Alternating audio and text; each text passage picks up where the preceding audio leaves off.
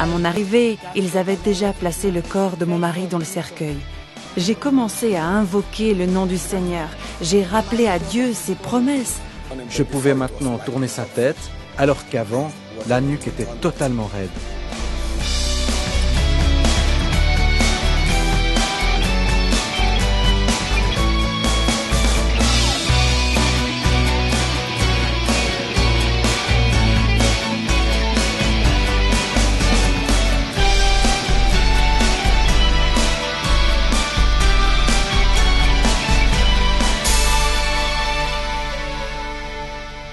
Les apôtres dirent au Seigneur, augmente-nous la foi. Comment qu'on peut augmenter la foi? Romains 10, 17 nous dit, écoutez bien, la seule façon dont tu peux augmenter ta foi, la foi vient de ce qu'on entend, et ce qu'on entend vient de la parole de Dieu. Fait qu'on pourrait dire ça comme ça, la foi vient de la parole de Dieu. Mais il faut que tu l'entendes. Ça veut dire, écoutez bien, c'est important que vous confessez. Je peux confesser, Galates 3, 26, je suis fils de Dieu par la foi en Jésus-Christ. Galates 4, 7, je suis héritier par la grâce de Dieu. Dites avec moi, je suis héritier par la grâce de Dieu. Écoutez bien, votre foi vient de ce que vous confessez de votre bouche. C'est pour ça, de l'abondance du cœur, la bouche parle. Fait que si vous n'avez semé rien dans votre cœur, c'est impossible pour vous de confesser les bonnes choses. C'est pour ça que c'est important de comprendre cela. Amen, amen. C'est pour ça que je me lève le matin. Seigneur, je suis un homme béni. Ta faveur est sur moi. Je m'attends à des bonnes choses aujourd'hui. Je m'attends, Seigneur, amen, mes greniers vont être remplis. Ah, mes enfants sont bénis. Mes petits-enfants sont bénis, Seigneur. Écoutez bien, c'est ça le grain de sénévé, la graine de sénévé. Vous allez voir comment Dieu le dit ici. Important de comprendre cela. Ainsi, la foi vient. Fait que c'est pour ça, écoutez bien.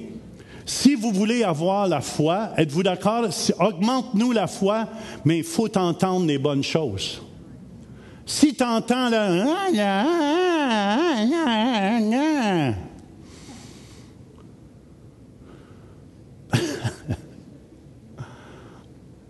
c'est pour ça que c'est très dur quand tu es un psy. Tu entends les problèmes de tout le monde la journée longue. Il faut que tu te nourrisses de la parole de Dieu. Je puis tout par celui qui me fortifie. Et le Seigneur dit, les apôtres dirent au Seigneur, augmente-nous la foi. Et le Seigneur dit, si vous aviez de la foi, comme un grain de sénévé, vous diriez à ce sycomore. Oh, là, il explique c'est quoi. Il dit, augmente-nous la foi. Il dit, vous diriez à ce sycomore. C'est important, écoutez bien, d'apprendre à parler, à dire. Ceux qui veulent, le grain de sénévé, c'est la plus petite des semences. Et souvent, la parole de Dieu est comparée, quoi? À une semence. Ça veut dire, quand vous dites la parole de Dieu, c'est une semence qui tombe. Je vais expliquer la semaine prochaine comment ça fonctionne. Quand vous dites la parole de Dieu, c'est une semence qui tombe en terre. Hallelujah, tout le monde est réveillé? C'est pour ça, Hébreux 6, verset 12b nous dit, imitez ceux qui par la foi et la persévérance héritent les promesses. C'est pour ça que j'aime bien mon père Abraham. Père Abraham avait beaucoup de fils, beaucoup de fils avait Père Abraham. Et moi aussi, je suis l'un d'eux. C'est bon. J'avais oublié les mots. Mais ce que j'aime, Abraham, dans Genèse 22, Dieu lui dit, « Hey, offre-moi ton fils, ton seul unique fils. » Puis souvent, écoutez bien, ceux qui veulent plus, vous allez devoir offrir tout ce que vous avez à Dieu. c'est pas nécessairement parce qu'il veut tout prendre. C'est parce qu'il veut voir comment votre cœur est attaché aux choses de ce monde. Et là, son fils, c'était la promesse. En Isaac, tu vas avoir ton héritage. C'était la promesse d'Abraham. Puis écoutez bien, Abraham, c'était tellement solide dans son cœur que Dieu lui a demandé d'aller sacrifier son propre fils. Puis un matin, il dit, Isaac, viens-t'en. Puis il a amené 2 de ses serviteurs. Puis juste pour vous dire comment Abraham, c'est un homme de foi. Puis il savait que si Dieu s'y permettait qu'il tue son fils, Dieu devait le ressusciter. Parce qu'en Isaac, il était pour avoir une postérité. Voyez-vous comment la parole de Dieu doit être implantée dans notre cœur et on ne bouge pas. Puis des fois, Dieu nous demande de mettre sur l'autel tout notre ministère, tout ce que nous sommes, pour qu'il puisse le ressusciter. Pour qu'il puisse dire à moi toute la gloire et l'honneur. Si Madeleine est capable de faire ça, c'est à cause de moi. Puis Abraham, il est parti avec son fils, puis écoutez bien, Dieu a dit, m'a te montrer même la montagne que tu vas le sacrifier dessus. Puis à un moment donné, il a vu la montagne, puis il dit à ses serviteurs, restez ici, nous allons revenir. Nous allons revenir. Come on! C'est important, frères et sœurs, d'avoir cette parole de Dieu dans nos cœurs, les jeunes. Jean 10 au verset 4 et 5 nous dit, « Mes brebis entendent ma voix, connaissent ma voix. » Puis je suis honnête avec vous, je crois qu'il y a 2 sortes de voix qu'il faut connaître. Numéro 1, il y a des gens qui ne connaissent même pas la parole de Dieu. Amen. Fait que c'est dur pour vous d'entendre la voix de l'Esprit quand Dieu vous parle. Mais c'est important, écoutez-moi, c'est important que vous écoutiez la parole de Dieu. C'est important que vous entendiez sa voix.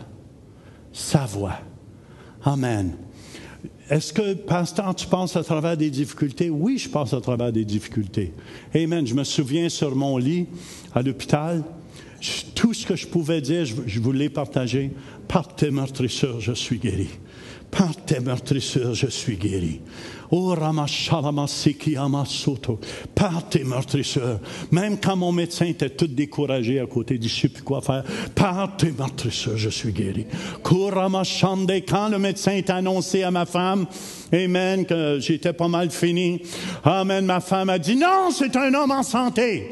Alléluia. Frères et sœurs, vous devez comprendre les promesses de Dieu pour votre vie. Sans ça, vous allez vous faire défaire.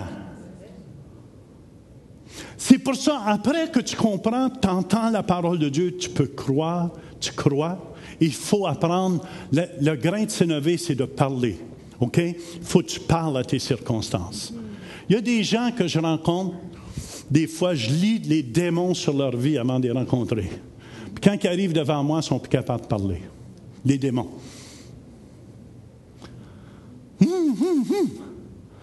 Puis j'y vais pas.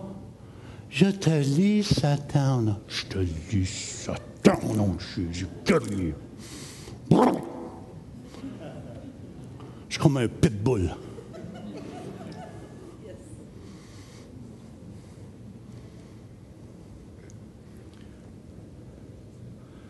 Il faut dire sans douter. Quand la Bible nous dit, vous direz, amen, tu vas parler à ce sycomore. Puis écoutez bien, ici c'est à l'imparfait de l'indicatif actif. Je sais que ça n'existe pas en français, mais dans le grec, ça existe. Pour les professeurs de français, ça n'existe pas. Dans le grec, ça existe. Puis ça veut dire, écoutez bien, quand mon fils marchait dans les drogues, mes 2 fils, puis ils ne voulaient rien savoir, chaque jour, mon épouse et moi et ma famille, nous servirons l'Éternel. Alléluia! Seigneur, puis quand il était couché, parce que lui n'était pas un cadeau, surtout lui. Lui, c'est le plus gros miracle que je vois. Vous avez un homme de sagesse aujourd'hui qui va me remplacer. Amen. Puis je confesse, Seigneur, je te remercie pour mes 2 hommes de sagesse. Je te remercie, Seigneur. Moi et ma famille, on va te servir, Seigneur, notre Dieu. Puis jamais, jamais on a démissionné, moi puis ma femme. On s'est unis ensemble. Seigneur, ta promesse a dit. Ma postérité est bénie. Mais regarde, ma postérité, qu'est-ce qu'elle a de l'air? Ma postérité est bénie. Vous devez apprendre. C'est ça le grain de sénévé. Le grain de sénévé, c'est ce que vous dites de votre bouche. C'est ça la foi. C'est la plus petite des graines. Mais c'est la plus puissante. Peu importe. Peu importe. Puis ici, dans le grec, c'est à l'imparfait de l'indicatif actif. Vous pouvez l'écrire. Vous n'êtes pas obligé, non. Ça veut dire que tu peux le répéter souvent. Ce n'est pas un manque de foi. Chaque jour, je confessais. Amen, amen. Dernièrement, nos finances étaient attaquées, mon épouse puis moi. Savez-vous, écoutez bien, j'essaie juste de vous dire comment on fonctionne pour que vous compreniez dans l'esprit. Seigneur, je sais ton oreille n'est pas sourde, ta parole dit. Louise et moi, on est des dîmeurs. Ça fait longtemps qu'on dîme, ça fait 35 ans. Puis tu m'as dit que tu menacerais le dévoreur. Menace-les. Menace-les, Seigneur. Chaque jour, on se lève. Mais écoutez bien, c'est ça la foi de grain de sénévé. Tu sèmes, tu réveilles la mémoire de Dieu, tu lui rappelles, Seigneur, je suis ton enfant. Amen, ton fils bien-aimé, hérité selon les promesses. Je suis la tête et non la queue. Mes greniers sont remplis. Et plus que remplis. Hallelujah. Ça vous aide-tu ce matin? Puis c'est pour ça que vous ne pouvez pas douter. Je vous dis, tout s'obtient par la foi. La Bible dit dans Jean 1, 6b, Jacques 1, 6b, car celui qui doute est semblable au flot de la mer, agité par le vent et poussé de côté et d'autre. Quand vous dites quelque chose, mes fils, on a confessé qu'ils étaient pour venir au Seigneur. Amen. Peu importe, j'ai été le premier dans ma famille à venir au Seigneur. Ma famille est venue au Seigneur. Est-ce que vous me suivez? Ça va être plus que ça. Puis découragez-vous pas. Vous allez voir la semaine prochaine, je vais vous expliquer comment ça fonctionne dans l'esprit. C'est pour ça, un des versets favoris, Marc 11, 23, si quelqu'un dit à cette montagne, ôte-toi de là et jette-toi dans la mer. Et s'il ne doute point dans son cœur, mais croit ce qu'il dit arrive, il le verra s'accomplir. Si vous avez de la foi comme un grain de... Vous direz à ce sycomore, c'est quoi le sycomore dans votre vie? Dépression, tu sors. Tu me lâches. Je suis la propriété de Dieu. Je suis le temple du Saint-Esprit de Dieu. Ça vous aide-tu ce matin? C'est quoi le problème ou la situation que vous faites face? On fait toutes face à des situations aussi. Come on. Il y en a, oh, mon mari ne va pas suivre. Mais amen, je déclare que mon mari suit. Marielle, c'est un bon exemple ici. Ah oui, Marielle puis Marcel voulait rien savoir.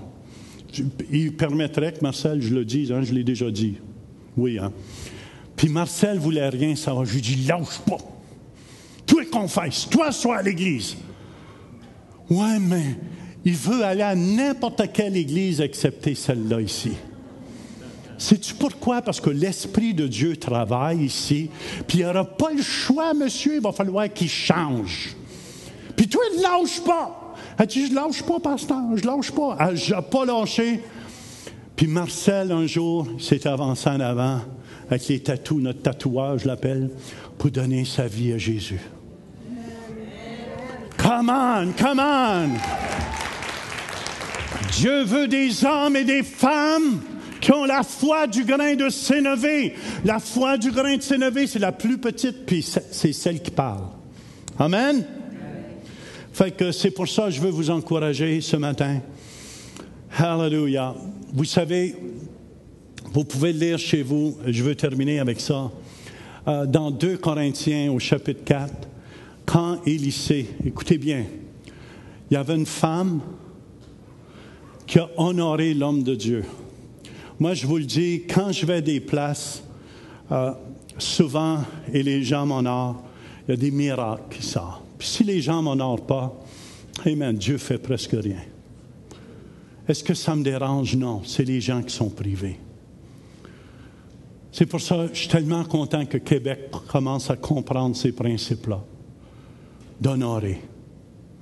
C'est pour ça que vous êtes bénis à Québec. C'est pour ça qu'il y en a qui ont été guéris, parce que vous êtes sortis de la malédiction de critiquer les hommes de Dieu. C'est pour ça que si vous venez ici, vous devez m'aimer.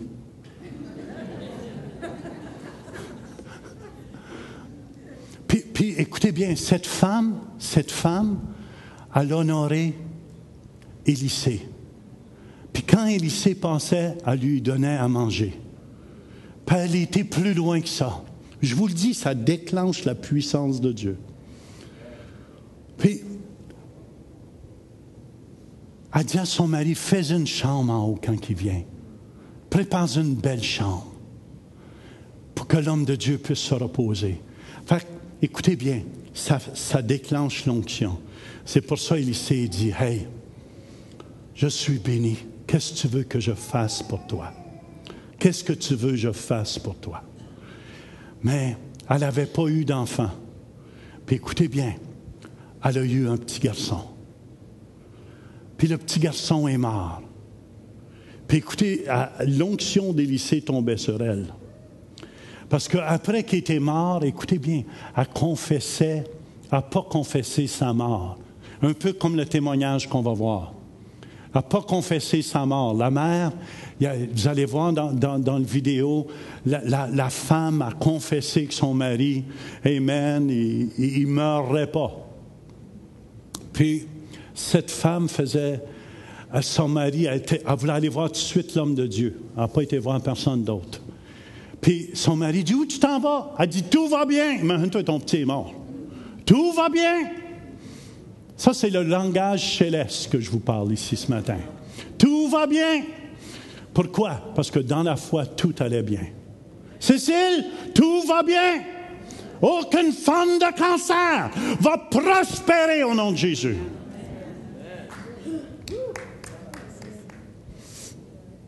Tout va bien. Puis elle a parti.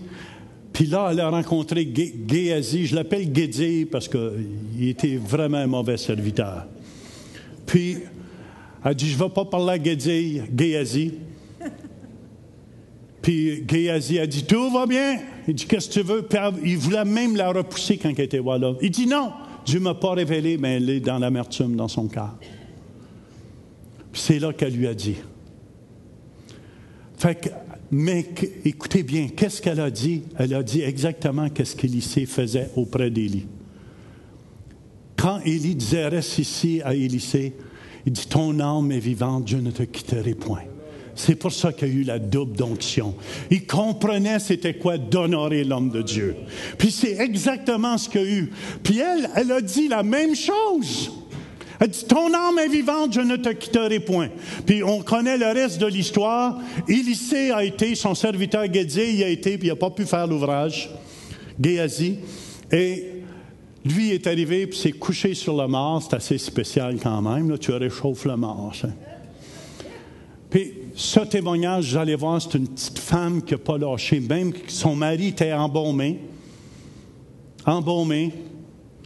Puis Dieu l'a ressuscité à cause de la foi des frères et des sœurs, puis de la femme. Puis on va écouter en terminant ce témoignage. Le 30 novembre 2001, au Nigeria, le pasteur Daniel Ekechukwu et un ami se rendent d'Onitsha jusqu'au village du père de Daniel, situé à l'extérieur d'Owerri, pour lui offrir un cadeau de Noël. Sur le chemin du retour, le pasteur Daniel tente d'utiliser les freins en arrivant au bas d'une colline escarpée, non loin de sa maison. La pédale s'enfonce, sans résistance, jusqu'au plancher du véhicule.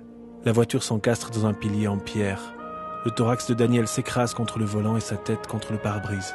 Daniel est transporté d'urgence à l'hôpital le plus proche à Onitsha et placé aux soins intensifs. Son état est qualifié de critique. Ensuite, nous nous sommes précipités à la clinique Saint-Eunice et avons rencontré le docteur Joss. Il l'a examiné avec soin, puis a dit qu'il était mort et qu'il était préférable que nous le mettions à la morgue. On m'a indiqué qu'il avait eu un accident de voiture à Onitsha. Lorsque je l'ai examiné, j'ai regardé son thorax et il n'y avait aucun mouvement respiratoire. J'ai écouté avec le stéthoscope, il n'y avait aucun souffle. Son père et son épouse l'ont amené ici. Il n'y avait aucun signe de vie en lui, aucun battement de cœur, pas de respiration. Après avoir contrôlé ces choses, j'ai examiné le corps entier qui était devenu très raide.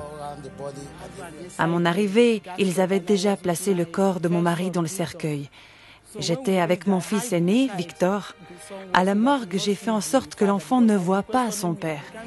J'ai commencé à invoquer le nom du Seigneur. J'ai rappelé à Dieu ses promesses. Premièrement, Dieu m'avait dit cette année-là, dans Ésaïe chapitre 61, que je n'expérimenterai plus aucune violation dans ma maison, que je serais appelée la cité du Seigneur. Alors, lorsque quoi que ce soit se produirait, je m'appuierai sur la parole de Dieu et dirai « C'est une autre violation qui a lieu. Tu m'as promis que je n'en vivrai plus. Pourquoi celle-ci » Alors ça m'a motivé à m'accrocher à Dieu afin que le voleur disparaisse de mon chemin. Un autre verset qui m'a inspiré se trouve dans Hébreux 11, verset 35. Des femmes retrouvèrent leur mort par la résurrection. Et chaque fois que je lisais ce passage, il me donnait la force de m'accrocher à Dieu et d'agir. Alors cette nuit-là, lorsque je me suis rappelé toutes ces choses, j'ai dit non, ça ne peut pas se passer ainsi. Je dois faire quelque chose pour que Dieu prouve à nouveau sa parole. Dans la vallée de l'ombre de la mort, une graine de moutarde est semée. À l'entrée du bâtiment ministère de la grâce de Dieu, j'ai demandé à quelqu'un si Bonnke était déjà arrivé. Bonnke était présent le 2 décembre 2001 pour lancer l'évangélisation mondiale, la vie du royaume, qui est la branche d'évangélisation de ce grand ministère.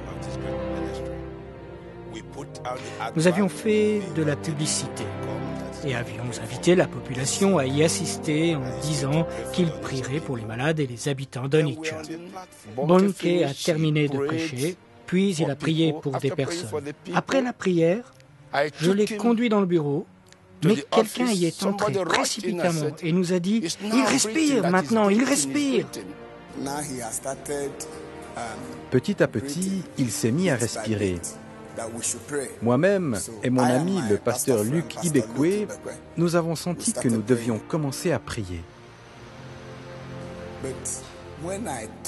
Mais lorsque je l'ai touché, tout son corps, de la tête aux pieds, était aussi rigide qu'un bâton.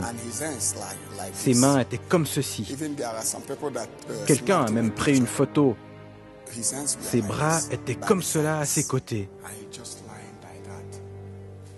Nous avons prié sans cesse. Il respirait et son souffle se fortifiait de plus en plus.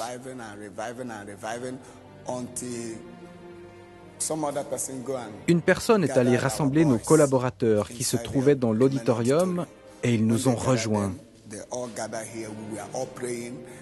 Tout le monde s'est mis à prier. Parfois je disais « Stop, chantons !» et nous chantions et prions. Les personnes remplissaient la pièce. Ils voulaient voir ce qui allait se passer. Il y avait tellement de monde que nous transpirions.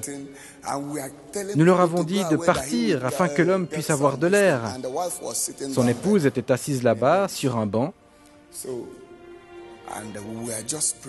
Pendant que nous étions en prière, soudain, nous avons vu ses yeux bouger.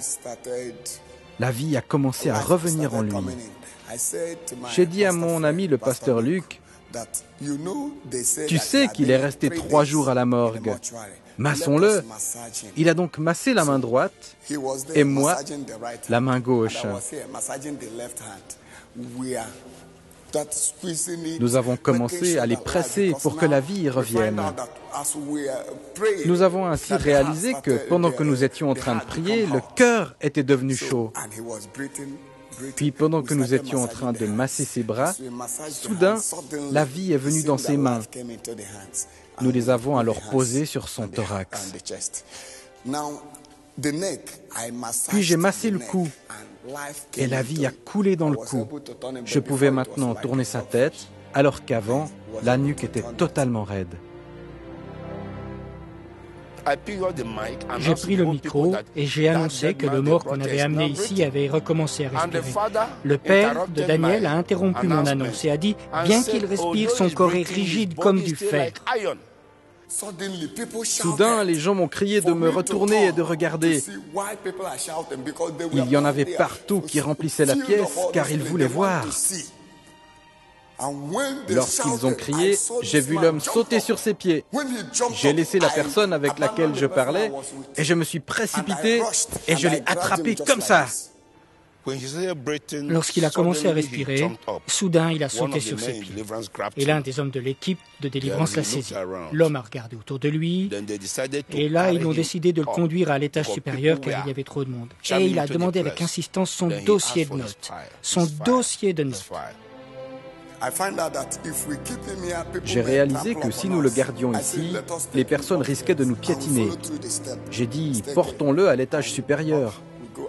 En haut de l'escalier, il a dit « De l'eau, de l'eau !» J'ai crié « Apportez-lui de l'eau !» Et pendant que nous attendions, il m'a demandé « Mes notes, où sont mes notes ?» Je lui ai dit « C'est le dossier que l'ennemi utilise pour vous accuser. Calmez-vous, vous allez comprendre. » Nous l'avons placé sous un ventilateur. Il continuait à demander « Où sont mes notes ?» Lorsque Mamera est entré, il a remarqué « L'air est trop saturé ici. Vous devriez l'amener dans l'auditorium pour qu'il puisse avoir suffisamment d'air. » Nous l'avons donc conduit là-bas. Soudain, les gens ont afflué dans l'auditorium. Il semblait que la nouvelle s'était répandue partout. En entrant, les gens voyaient cet homme qui était mort et qui se tenait maintenant assis.